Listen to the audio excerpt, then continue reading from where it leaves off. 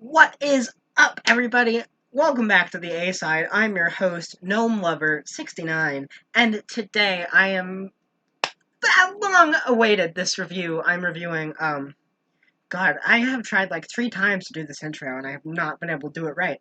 I'm reviewing Imploding The Mirage, the new Killers album. I've been saying I'm going to review it for a while now over on Twitter. I mentioned it yesterday in the Leafy video, which, by the way, quick side note, is already over 100 views, which is crazy. And my beginning of the end review from, like a week, 2 weeks ago now, is already up to like 285 views, which is absolutely insane. We hit 50 subscribers, and I just want to thank all of you.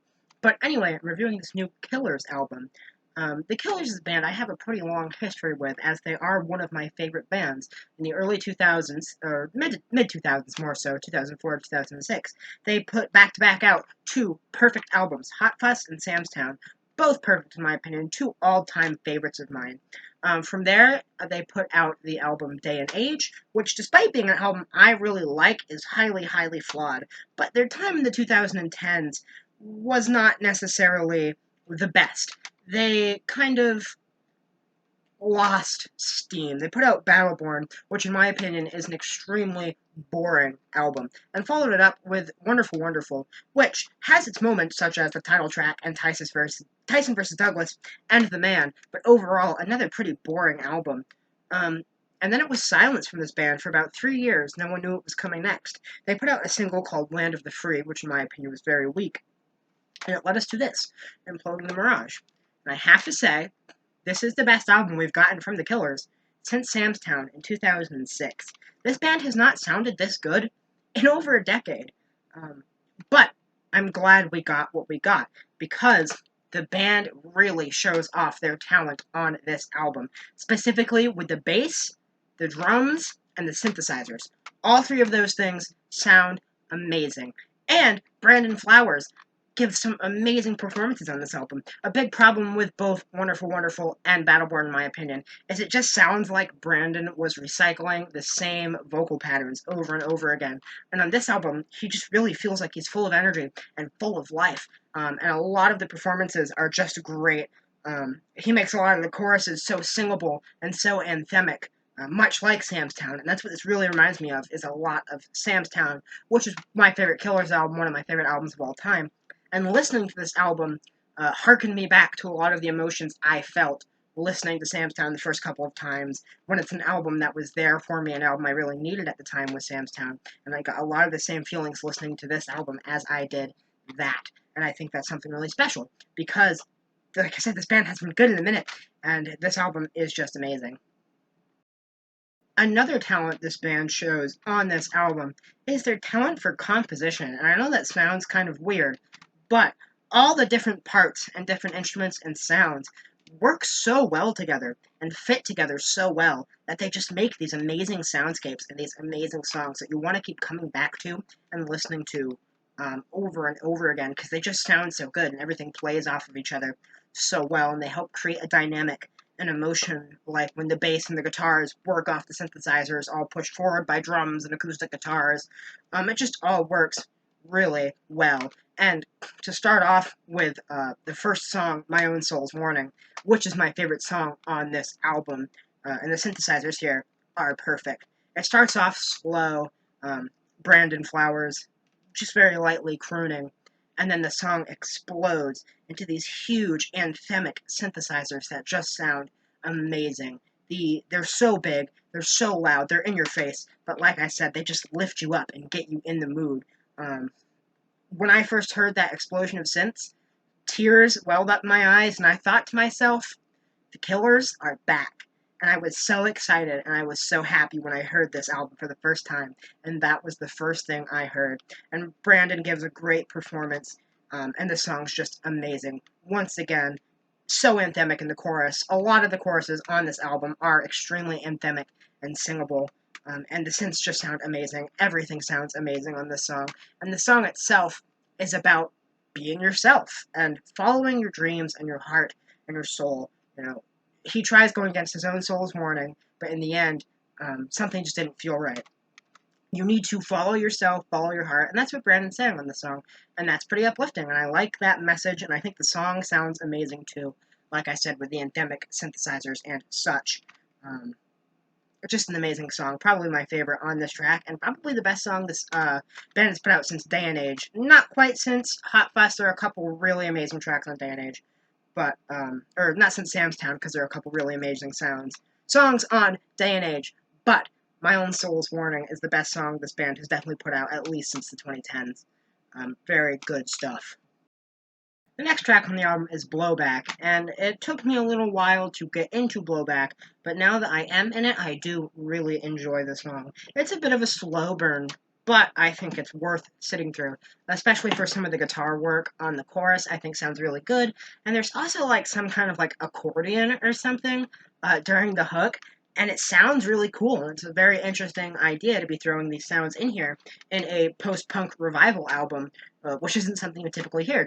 Typically you hear, your bass, your guitars, a lot of synthesizers, and a lot of the synth work on this album is amazing. But it's cool to hear some of those other sounds thrown in there just for kind of, I don't know, added effect, added atmosphere, and I think it works well. And I do enjoy the song, even though it is a bit of a slow burn. It then goes to Dying Breed, which is a very playful and fun-sounding song. It's very bouncy, and I can't honestly help but enjoy it when I listen to it. The song itself is about two people in a relationship that are just committed to each other, to be honest and stuff, and about how that's kind of rare in the world today, boomer shit.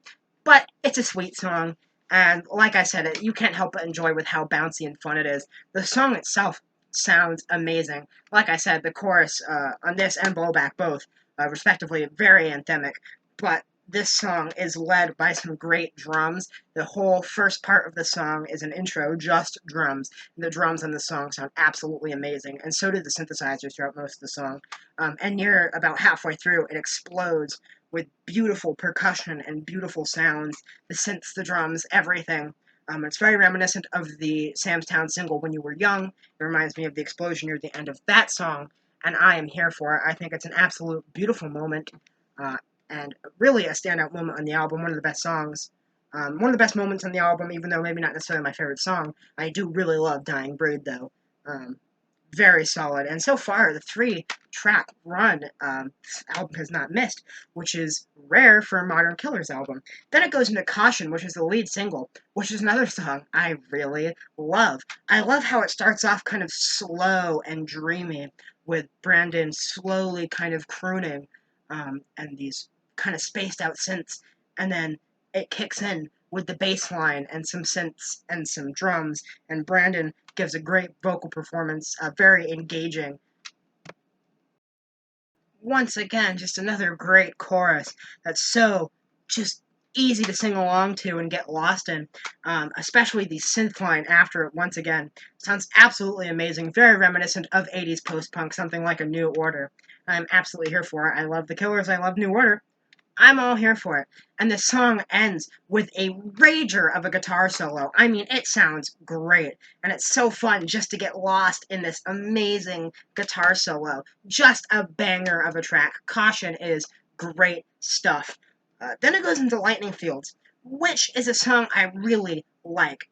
It's very atmospheric sounding, especially the kind of light pianos at the beginning really help to kind of make that feeling. The bass sounds great on it as well. I'm all in for the bass on this song.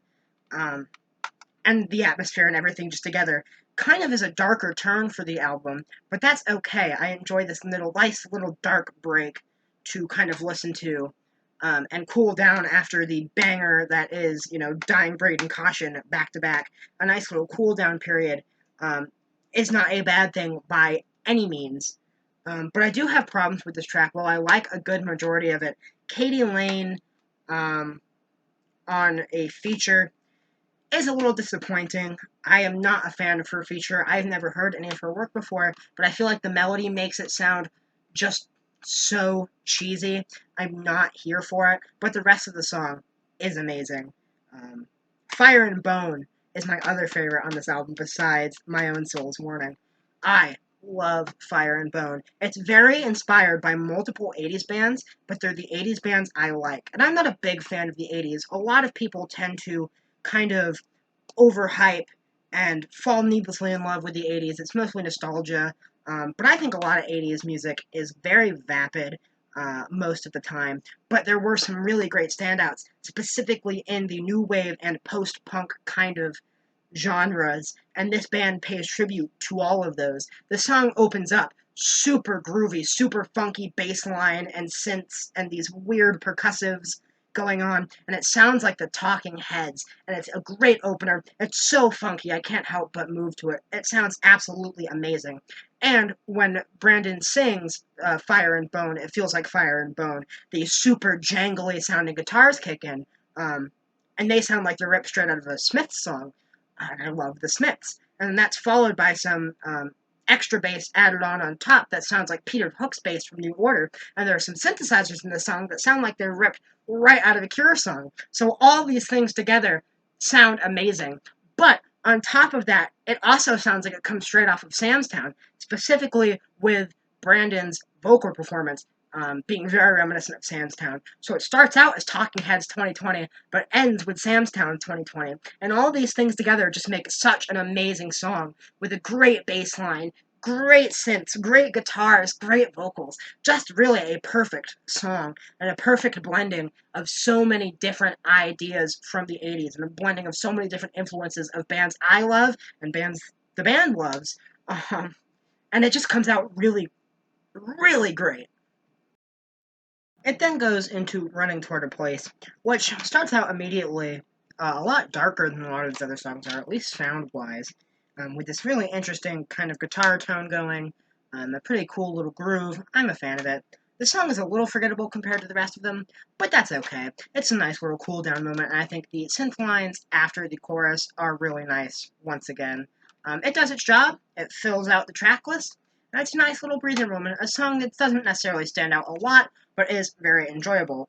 The next song is My God, which again isn't necessarily as memorable or great as the other songs, but the chorus is so anthemic and so good that it saves the song in its entirety.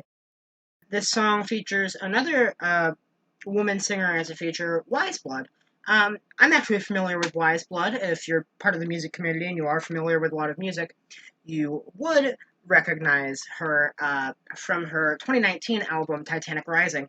Very beautiful dream pop album that a lot of people pointed to as being one of the, if not the best album of 2019, and I could not blame them. While it didn't make the top of my list, didn't even make the top 10 for me, it was a very solid album, and I don't think it's a terrible feature. I do think it's better than Katie Lang's, but I'm still not a fan of it. But overall, My God is a solid song.